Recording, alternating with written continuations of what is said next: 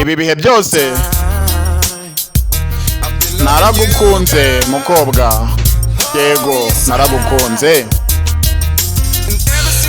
kuva ku munsi wansize hano ndi njyenyine. Nakomeje kugerageza gushakisha impamvu. Ese basi niba hari ikosa nakoze wambwira, nshaka gusobanukirwa, kubera ko ntabwo nshaka ko uru rukundo rwacu rurangirira hano. Ndarahira niba ugaruka mu buzima bwanjye nzakomeza ngume iruhande rwawe kugeza igihe cyose. Ndarahira nzakomeza ngushyire hafi yanjye, kubera ko uri wowe wenyine nshaka. Yego ndagushaka mu buzima bwanjye. Ubonye ugenda ujyana n'umutima wanjye, yego watwaye umutima wanjye.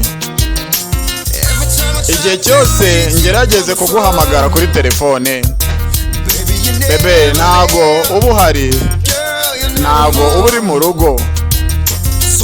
None se basi niba hari ikintu kibi nakoze wakimbwira, ko nshaka kugisobanukirwa, kubera ko ntago nshaka ko urukundo rwanjye nawe rurangira gutya. Ndarahira nugaruka mu buzima bwanjye nzakomeza ngumane nawe kugeza ku mpera z'ibihe. Yego nzagumana nawe kugeza ku mpera z'ibihe. Ndarahira nzagugumisha hafi yanjye iruhande rwanjye, kubera ko bebe ni wowe wenyine nshaka muri iyi si, wowe wenyine nshaka mu buzima bwanjye. Mu buzima bwanjye wasanga wenda ndi gukabya ntanazi nuko nabigaragaza, cyangwa nkaba ntazi n'amagambo navuga.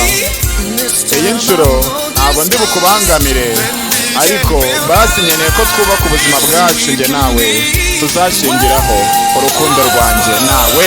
Ndarahira nugaruka mu buzima bwanjye nzakomeza ngume hafi yawe kugeza ku mpera z'ibihe. Yego garuka. Ndarahira nzagufata ngushyire iruhande rwanjye, kubera ko bebe uri wa wundi nshaka. Yego uri wa wundi numva nshaka.